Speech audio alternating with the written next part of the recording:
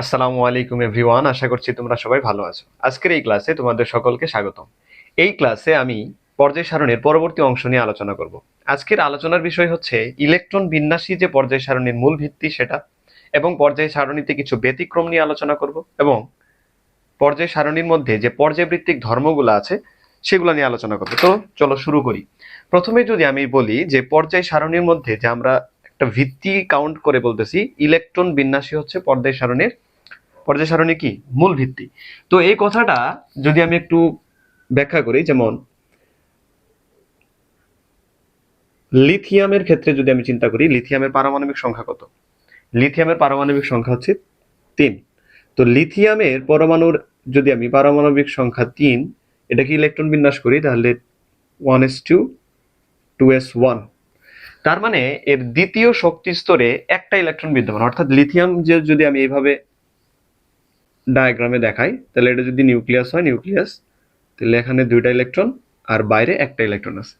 তার মানে এই ইলেকট্রন বিন্যাস থেকে কি বোঝা যাচ্ছে, যে আমি বুঝতেছি যে লিথিয়ামটা হচ্ছে 2 নম্বর পর্যায়ে এবং 1 নম্বর গ্রুপে অবস্থিত। এটা তো বুঝলামই, এর সাথে সাথে কিছু ধর্ম আমরা ব্যাখ্যা করতে পারবো। যেমন লিথিয়াম পরমাণুর শেষ কক্ষপথে একটা ইলেকট্রন আছে, সেই একটা ইলেকট্রন চাইলে কিন্তু ও কি করতে পারে, দান করতে পারে। যদি একটা ইলেকট্রন দান করে, অর্থাৎ লিথিয়াম যদি একটা ইলেকট্রন দান করে, তাহলে হবে লিথিয়াম প্লাস প্লাস একটা ইলেকট্রন। যদি লিথিয়াম একটা ইলেকট্রন দান করে, তাহলে লিথিয়াম পজিটিভ আয়নে পরিণত হয়, অর্থাৎ লিথিয়াম পজিটিভ, তখন এর ইলেকট্রন সংখ্যা হবে 2, আর এটার ইলেকট্রন বিন্যাসটা হবে 1s2, যেটার ইলেকট্রন বিন্যাস কার সমান? হিলিয়ামের ইলেকট্রন বিন্যাসের সমান। হিলিয়াম একটা কি নিষ্ক্রিয় মৌল, তো এটা নিষ্ক্রিয় ইলেকট্রন বিন্যাস মানে ধারণ করছে। তো এটা কিন্তু আমরা এই ইলেকট্রন বিন্যাস থেকেই বলতে পারছি এই মৌলের ধর্মটা। তো একইভাবে আমি যদি লিথিয়াম না নিয়ে আমি যদি নিতাম ম্যাগনেসিয়াম, যেমন ম্যাগনেসিয়াম যদি আমি নিতাম, তাহলে ম্যাগনেসিয়াম কত? ম্যাগনেসিয়াম হচ্ছে 12। তো ম্যাগনেসিয়াম যদি 12 হয়, তাহলে এর ইলেকট্রন বিন্যাস কি হবে? 1s2 2s2 2p6 3s2। এই হচ্ছে ম্যাগনেসিয়ামের 12টা ইলেকট্রন। শেষ কক্ষপথে কয়টা ইলেকট্রন আছে? 2টা ইলেকট্রন। তো আমরা ইলেকট্রন বিন্যাস থেকে কি কি বলতে পারি?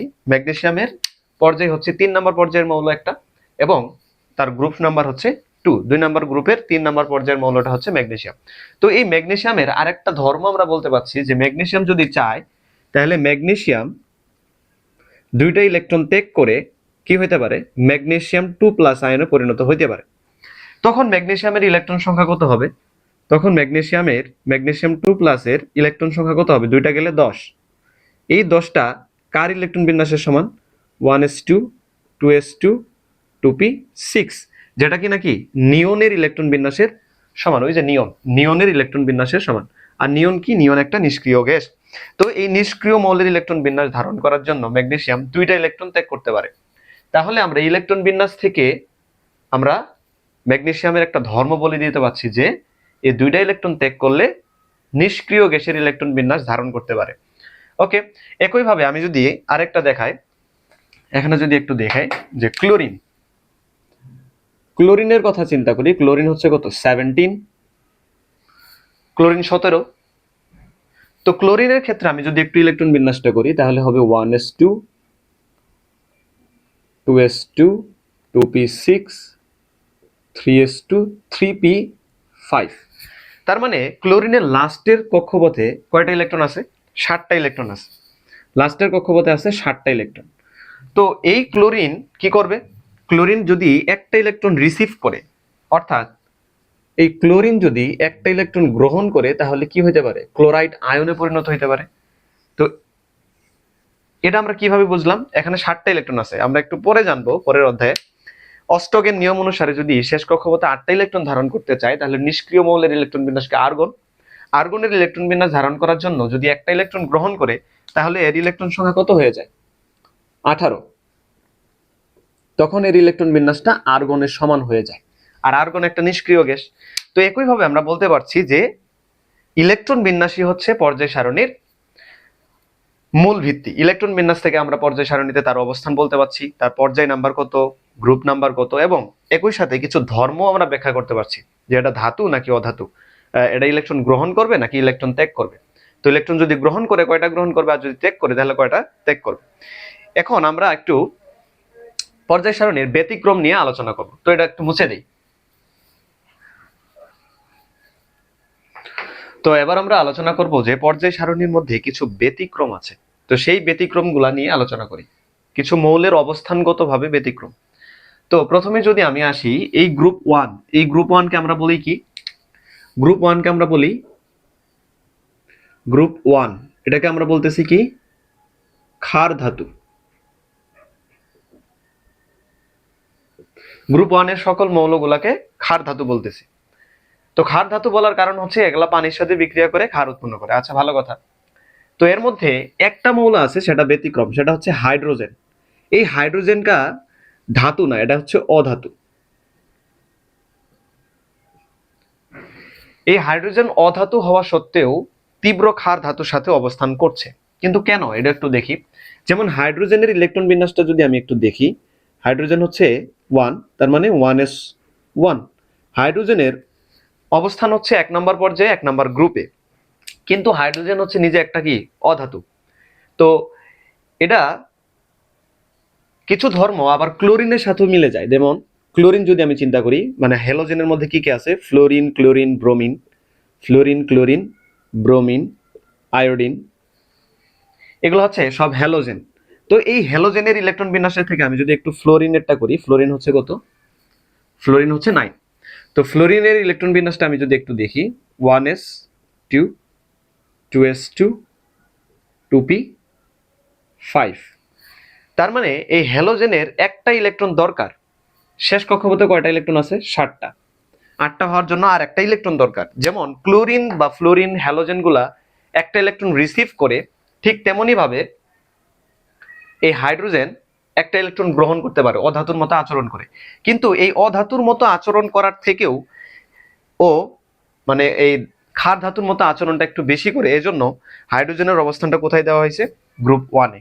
তো একইভাবে আমি যদি হিলিয়ামের কথা চিন্তা করি, হিলিয়ামের ইলেকট্রন বিন্যাস যদি আমি দেখি 1s2, তার মানে এর অবস্থানটা হওয়ার কথা কোথায়, 1 নম্বর পর্যায়ে 2 নম্বর গ্রুপে হওয়ার কথা।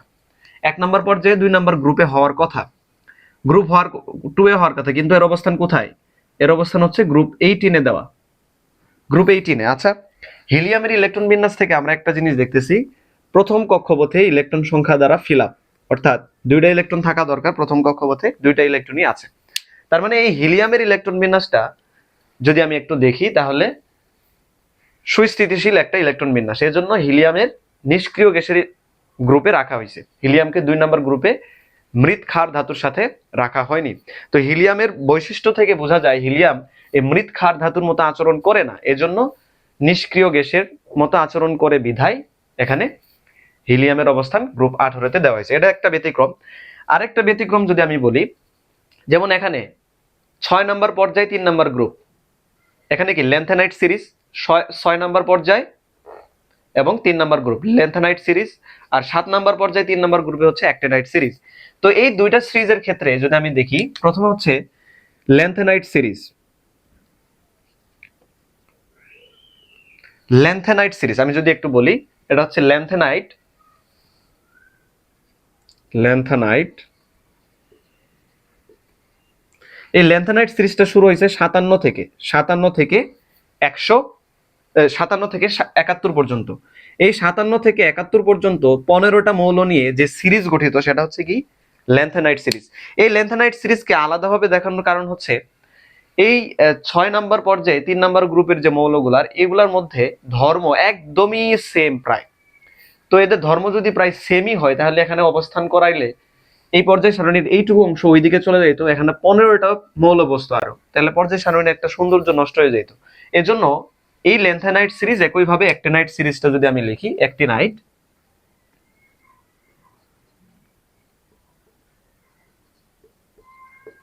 এই অ্যাক্টিনাইট সিরিজটাও সেম ভাবে 90 থেকে শুরু হয়ে কত 103 পর্যন্ত, 90 থেকে শুরু করে 103, এই টোটাল 15টা, এই 30টা মৌলকে স্পেসিফিকলি আলাদাভাবে বলা হচ্ছে ল্যান্থেনাইট সিরিজ এবং অ্যাক্টিনাইট সিরিজ। এদেরকে আলাদাভাবে দেওয়ার একটাই কারণ, পর্যায় সারণীর সৌন্দর্য নষ্ট যেন না হয়।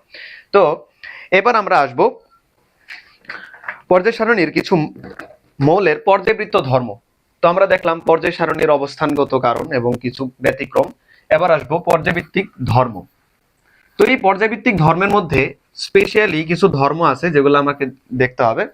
প্রথমে হচ্ছে কি ধাতব ধর্ম, অধাতব ধর্ম, তারপরে আমরা বলতে পারি যে পরমাণু মৌলের আকার আকৃতিগত পরিবর্তন বা পর্যায়ভিত্তিক ধর্ম। আরেকটা হচ্ছে কি আয়নীকরণ শক্তি, ইলেকট্রন আসক্তি এবং তড়িৎ ঋণাত্মকতা। তো আজকের এই ক্লাসে আমি প্রথম তিনটা আলোচনা করব। একটা হচ্ছে কি ধাতব ধর্ম, অধাতব ধর্ম, আর হচ্ছে পরমাণুর আকার বা মৌলের আকার। তো আমি যদি প্রথমে বলি যে ধাতব ধর্ম কাকে বলে, ধাতব,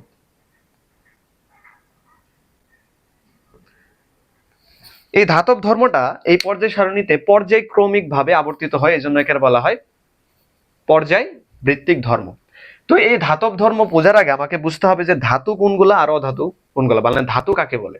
ধাতু হচ্ছে যেগুলো কি, তুমি আধুনিক সংজ্ঞাটাই বলি, যে মৌল ইলেকট্রন কি করে ত্যাগ করে, ইলেকট্রন ত্যাগ করে ধনাত্মক আয়নে পরিণত হয় তাকে বলা হবে ধাতু। এটাই হচ্ছে স্ট্যান্ডার্ড আধুনিক সংজ্ঞা। আমি যদি আরেকটা বলি, মানে পুরাতন সংজ্ঞা, যে মৌলগুলো চকচকে আঘাত করলে ধাতব শব্দ করে, হ্যাঁ, বিদ্যুৎ পরিবহন করে, সেগুলো হচ্ছে ধাতু। তো আমি আধুনিক সংজ্ঞা থেকে যদি বলি, যে মৌল ইলেকট্রন ত্যাগ করে ধনাত্মক আয়নে পরিণত হয় তাকে বলা হবে কি ধাতু। যেমন আমি যদি আধুনিক সংজ্ঞা অনুসারে লিখি, লিথিয়ামের ক্ষেত্রে যদি আমি একটু লিখি 3, তাহলে লিথিয়ামের ইলেকট্রন বিন্যাসটা একটু আগে দেখছিলাম 1s2 2s1, তিনটা ইলেকট্রন আছে। তো শেষ কক্ষপথে একটা ইলেকট্রন আছে, লিথিয়াম কি করবে, এই একটা ইলেকট্রন ত্যাগ করবে। লিথিয়াম একটা ইলেকট্রন ত্যাগ করে লিথিয়াম প্লাস পজিটিভ আয়ন, এই লিথিয়াম ক্যাটায়নে পরিণত হচ্ছে। তো এই জন্য লিথিয়ামকে বলা হচ্ছে কি লিথিয়াম একটা ধাতু। এই যে ধাতু বললাম, যেমন আরেকটা আমি যদি একটু উদাহরণের মাধ্যমে বলি, যেমন ম্যাগনেসিয়াম, অথবা ম্যাগনেসিয়াম নিয়ে একটু আগে আলোচনা করলাম। যদি আমি একটু পটাশিয়াম নেই, পটাশিয়াম হচ্ছে 19। তো এটাকে থেকে যদি আমি একটু বলি 1s2 2s2 2p6 3s2 3p, কত হইলো এখানে 10 12 12 6 18 এবং 4s1। ওকে, তো এই হচ্ছে আমার পটাশিয়ামের ইলেকট্রন বিন্যাস। তো পটাশিয়ামের ইলেকট্রন বিন্যাস থেকে আমি দেখতে পাচ্ছি শেষ কক্ষপথে কয়টা ইলেকট্রন আছে, একটা ইলেকট্রন আছে। একইভাবে লিথিয়ামের মতোই পটাশিয়াম কি করবে, একটা ইলেকট্রন ত্যাগ করবে, একটা ইলেকট্রন ত্যাগ করে পটাশিয়াম প্লাসে পরিণত হবে। তো এটি কি পটাশিয়ামের ক্যাটায়ন। তো একইভাবে আমরা বলতে পারি পটাশিয়াম একটা কি ধাতু। তো ক্যালসিয়ামের ক্ষেত্রে আমরা এইভাবে বলতে পারি, ম্যাগনেসিয়ামের ক্ষেত্রে, বেরিলিয়ামের ক্ষেত্রে বলতে পারি। তো এগুলা যে ধাতু তা বুঝলাম কিভাবে, ইলেকট্রন ত্যাগের মাধ্যমে ও পজিটিভ আয়ন মানে ধনাত্মক ক্যাটায়নে পরিণত হচ্ছে, এজন্য এদেরকে বলা হচ্ছে ধাতু। তো এই যে ধাতুতে পরিণত হওয়ার যে ধর্ম, ইলেকট্রন ত্যাগের মাধ্যমে ধাতুতে মানে কি বলে ক্যাটায়ন পরিণত হওয়ার যে মাধ্যম, এটা হচ্ছে ধাতব ধর্ম। যে ধর্মের কারণে মৌল ইলেকট্রন ত্যাগ করে ক্যাটায়নে পরিণত হয় তাকে বলা হবে কি ধাতব ধর্ম। ওকে, তো একইভাবে আমি যদি অধাতব ধর্মটা বলি,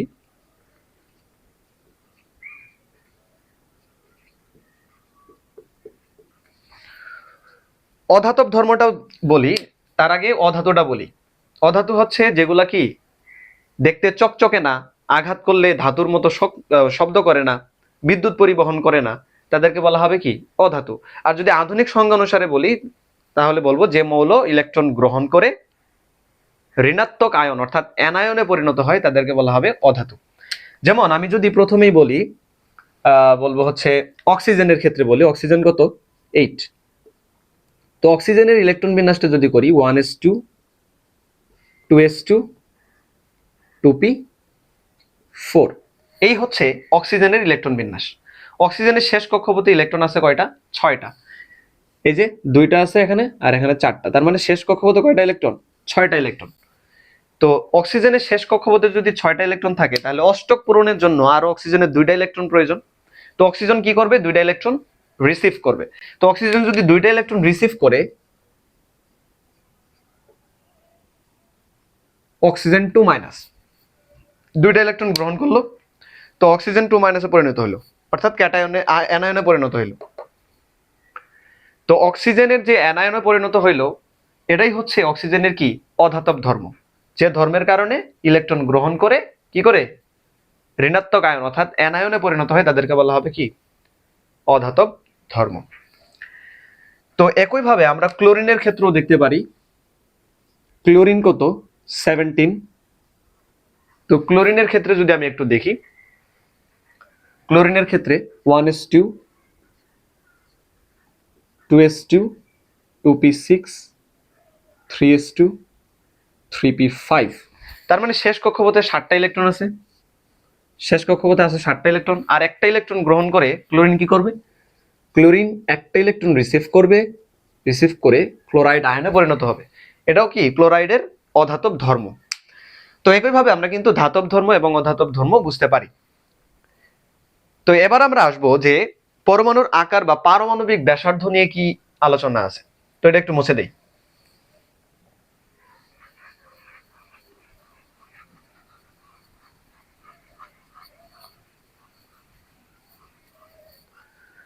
তো পরমাণুর আকার যদি আমি একটু বলি, পরমাণুর আকারটা একটু ভালোভাবে বুঝতে হবে যে পরমাণুর আকার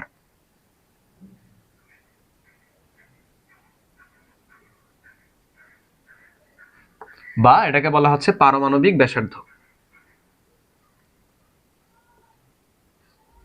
পারমাণবিক ব্যাসার্ধ,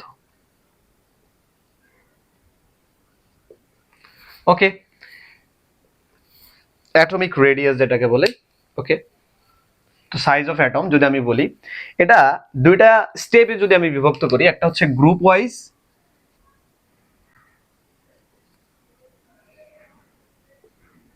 আরেকটা হচ্ছে আমার সিরিজ রো ওয়াইজ। আচ্ছা, এটাকে বলে আমি গ্রুপ আর এটা সিরিজ, সারি।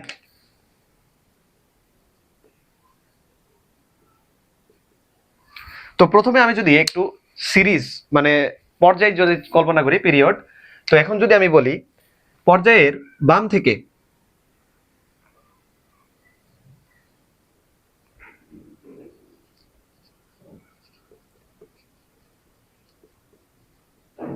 একই পর্যায়ের কি করব, বাম, এই বাম দিক থেকে ডান দিক একটু দেখি। আমি 1 নম্বর পর্যায়ে বাদ দিয়ে 3 নম্বর পর্যায় থেকে একটু কল্পনা করি, যেমন sodium, magnesium, aluminium, silicon, phosphorus, sulphur, chlorine, argon. এই দিক থেকে যদি আমি একটু চিন্তা করি সোডিয়াম অথবা লিথিয়াম নিয়ে আমি একটু আলোচনা করি, তাহলে মানে একটু সহজ হবে। তো লিথিয়ামের ইলেকট্রন কয়টা, লিথিয়ামের পারমাণবিক সংখ্যা হচ্ছে 3। তারপরে হচ্ছে বেরিলিয়াম, তারপর হচ্ছে বোরন, বোরন হচ্ছে 5, কার্বন হচ্ছে 6। ওকে।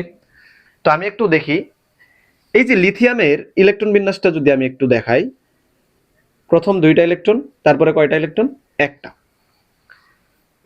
বেরিলিয়ামের ক্ষেত্রেও পর্যায় তো সেম, এর জন্য কক্ষপথের সংখ্যাও সেম। তো এখানে 2টা ইলেকট্রন আর লাস্টে 2টা আছে। তো একইভাবে বোরনের ক্ষেত্রে যদি আমি দেখাই, এখানে 2টা ইলেকট্রন, এখানে কয়টা ইলেকট্রন হইল, 3টা ইলেকট্রন হয়ে গেল। একইভাবে যদি আমি কার্বনের ক্ষেত্রে দেখাই, 4, এই 6টা ইলেকট্রন। তো লিথিয়ামের ক্ষেত্রে ইলেকট্রনের ঘনত্ব, লাস্টের কক্ষপথে ইলেকট্রনের ঘনত্ব খুবই কম। বেরিলিয়ামের ক্ষেত্রে লিথিয়ামের থেকে একটু বেশি, তারপরে বোরনের ক্ষেত্রে আরেকটু বেশি, বোরনের ক্ষেত্রে আরেকটু বেশি, তারপর হচ্ছে কার্বনের ক্ষেত্রে আরেকটু বেশি। তো কক্ষপথের সংখ্যা কিন্তু সেম, একই পর্যায়ে যতগুলা মৌল আছে সবগুলা কি কক্ষপথ সেম। যদি 2 নম্বর পর্যায়ে হয় তাহলে কক্ষপথ 2টা, 3 নম্বর পর্যায়ে হলে 3টা কক্ষপথ। যেহেতু এটা 2 নম্বর পর্যায়ে আছে তাহলে এদের কক্ষপথ সংখ্যা 2টাই, রেডিয়াস। তো এখন আমরা কি জানি যে ইলেকট্রন হচ্ছে নেগেটিভ চার্জ আর প্রোটন হচ্ছে পজিটিভ চার্জ। তো এই ইলেকট্রন এবং প্রোটন দুইটা কিন্তু কি আকর্ষণ করে, পজিটিভ নেগেটিভ আকর্ষণ করে।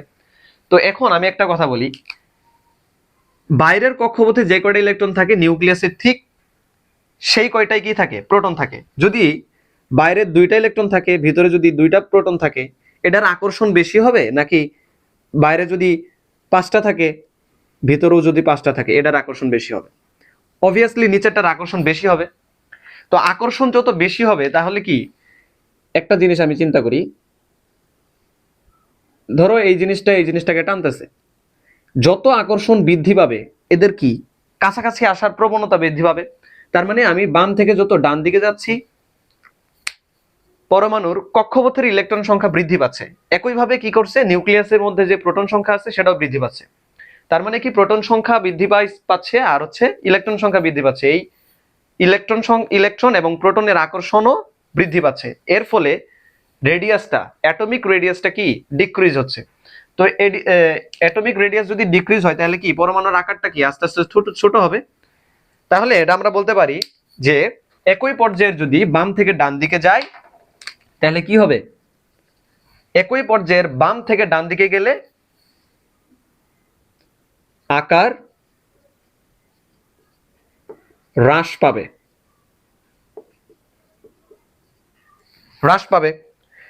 আচ্ছা এটা দিয়ে আরেকটা জিনিস ব্যাখ্যা করা যায়, যেমন আমি ওই যে একটু আগে বললাম ধাতব ধর্ম এবং অধাতব ধর্ম। যদি একই পর্যায়ের বাম থেকে ডান দিকে যায় তাহলে কি এই নিউক্লিয়াসের সাথে শেষের কক্ষপথের ইলেকট্রনের আকর্ষণটা একটু কি বৃদ্ধি পাচ্ছে না। আকর্ষণ যত বৃদ্ধি পাবে এখান থেকে ইলেকট্রন রিমুভ করতে ইলেকট্রন দান করতে একটু কষ্ট হবে না। যেমন আমি যদি এখানে একটা ইলেকট্রন থাকে, এটা কত সহজে দান করা যাচ্ছে, আর এখানে যদি 5টা ইলেকট্রন থাকে তার মধ্যে থেকে একটা ইলেকট্রন দান করতে একটু কষ্ট হবে না, কারণ আকর্ষণ তো বেশি, শক্তি বেশি লাগবে একটা ইলেকট্রনকে দান করতে।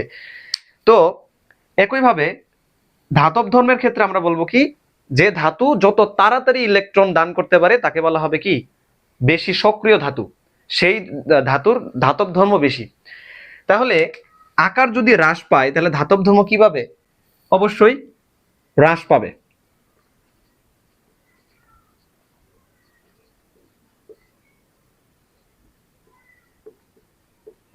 ধাতব ধর্ম হ্রাস পাবে। তাহলে ধাতব ধর্ম যদি হ্রাস পায় অবশ্যই অধাতব ধর্ম বৃদ্ধি পাবে।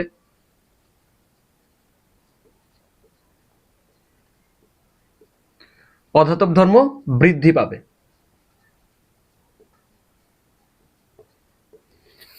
আচ্ছা অধাতব ধর্ম বৃদ্ধি পাবে কেন, এই যে এখানে 5টা ইলেকট্রন আছে অথবা 7টা ইলেকট্রন আছে, তো 5টা ইলেকট্রন ত্যাগ করার চেয়ে 3টা ইলেকট্রন যদি রিসিভ করে এটা সহজ না। যদি 7টা ইলেকট্রন থাকে তাহলে 7টা দান করার থেকে একটা ইলেকট্রন ধার নেওয়া কি সহজ না, একটা ইলেকট্রন রিসিভ করা। তো এজন্যই বলতেছি যে একই পর্যায়ের বাম থেকে ডান দিকে গেলে পরমাণুর আকার বৃদ্ধি পায়, ইলেকট্রন সংখ্যাও বাড়ে, সাথে নিউক্লিয়াসের প্রোটন সংখ্যা বৃদ্ধি পায়, এজন্য বাইরের কক্ষপথের প্রতি নিউক্লিয়াসের আকর্ষণটা বৃদ্ধি পায়, এজন্য পরমাণুর আকার হ্রাস পায়। হ্রাস পাওয়ার কারণে কি হয়, ধাতব ধর্ম হ্রাস পায়, অধাতব ধর্ম বৃদ্ধি পায়।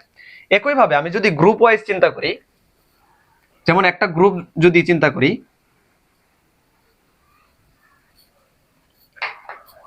ধরি যে 2 নম্বর গ্রুপ বেরিলিয়াম, 2 নম্বর গ্রুপ চিন্তা করলাম, যেমন বেরিলিয়াম হচ্ছে 4। তো বেরিলিয়ামের ইলেকট্রন বিন্যাস থেকে একটু চিন্তা করি, বেরিলিয়ামের ইলেকট্রন বিন্যাস থেকে আমি একটু দেখি। বেরিলিয়াম লাস্ট কক্ষপথে থাকবে হচ্ছে 2টা, লাস্ট কক্ষপথে 2টা ইলেকট্রন আছে। একইভাবে ম্যাগনেসিয়ামের যদি আমি চিন্তা করি, ম্যাগনেসিয়ামের ক্ষেত্রে ম্যাগনেসিয়াম কত 12, তাহলে এটার ক্ষেত্রে আমার একটু জায়গা লাগবে, একটু দেখি। এখানে 2টা ইলেকট্রন, এখানে থাকবে 8টা, তারপরে থাকবে 2টা। তারপরে দেখি একটু ম্যাগনেসিয়ামের পরে ক্যালসিয়াম হচ্ছে 20। তো এটার ক্ষেত্রে স্ট্রাকচারটা হবে এমন 2 8 8টা আর বাইরে 2টা। ওকে, একটু খেয়াল করি, বেরিলিয়ামের ক্ষেত্রে আমার কক্ষপথ সংখ্যা কয়টা, 2টা। ম্যাগনেসিয়ামের ক্ষেত্রে কক্ষপথ সংখ্যা 2টা।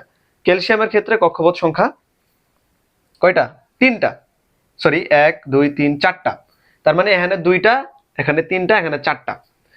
তো একই গ্রুপের উপর থেকে নিচ দিকে গেলে কি হয়, পরমাণুর কক্ষপথ সংখ্যা বৃদ্ধি পাচ্ছে। এখন বলতেই পারো কক্ষপথ সংখ্যা বৃদ্ধি পাচ্ছে কিন্তু ইলেকট্রন সংখ্যাও তো বৃদ্ধি পাচ্ছে, একইভাবে প্রোটন সংখ্যা বৃদ্ধি পাচ্ছে, তাহলে তো আকর্ষণও বৃদ্ধি পাওয়ার কথা। হ্যাঁ, আকর্ষণও বৃদ্ধি পায়, কিন্তু আমি চিন্তা করতেছি বাইরের কক্ষপথের। আচ্ছা আকর্ষণ বৃদ্ধি পায় একটু ছোট করলো, কিন্তু আর একটা নতুন একটা কক্ষপথ অ্যাড হওয়ার কারণে যতটুকু ছোট হয়েছে তার থেকে আরো বড় হয়ে গেছে আকার। তার মানে আলটিমেটলি কি হয়, উপর থেকে নিচের দিকে গেলে পরমাণুর আকার বাড়তে থাকে। আমি যদি বলি একই গ্রুপের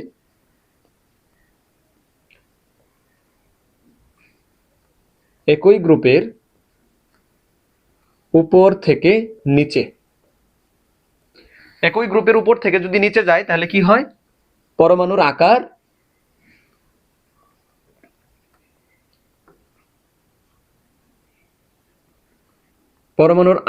বৃদ্ধি পায়।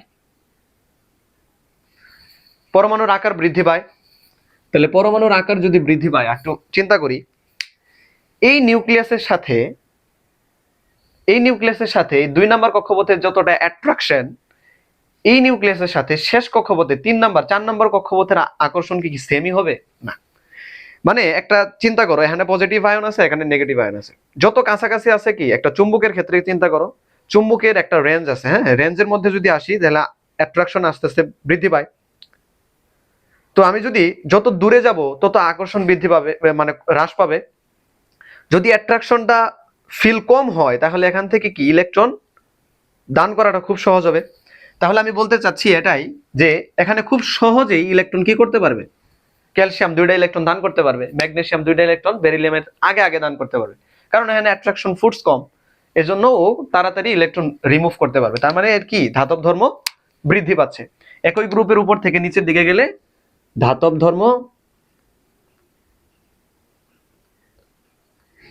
ধর্ম বৃদ্ধি পায়। ধাতব ধর্ম বৃদ্ধি পায়, তাহলে কি একইভাবে অধাতব ধর্ম কি হবে, অধাতব ধর্ম হ্রাস পায়। ওকে, তার মানে আমি বললাম একই গ্রুপের উপর থেকে নিচের দিকে গেলে পরমাণুর আকার বৃদ্ধি পাচ্ছে, ঠিকই, পরমাণুর আকার বৃদ্ধি পায়, ধাতব ধর্ম বৃদ্ধি পায় এবং অধাতব ধর্ম হ্রাস পায়। আর যদি একই পর্যায়ের বাম থেকে ডান দিকে যায় তাহলে আকার হ্রাস পাচ্ছে, একইভাবে ধাতব ধর্ম হ্রাস পাচ্ছে এবং কি অধাতব ধর্ম বৃদ্ধি পাচ্ছে। তো এইভাবে কিন্তু আমরা পর্যায় সারণীর যে পর্যাবৃত্তিক ধর্মগুলা বুঝতে পারি। তো আজকের এই পর্যন্তই। সকলে ভালো থাকো, সুস্থ থাকো, আল্লাহ হাফেজ।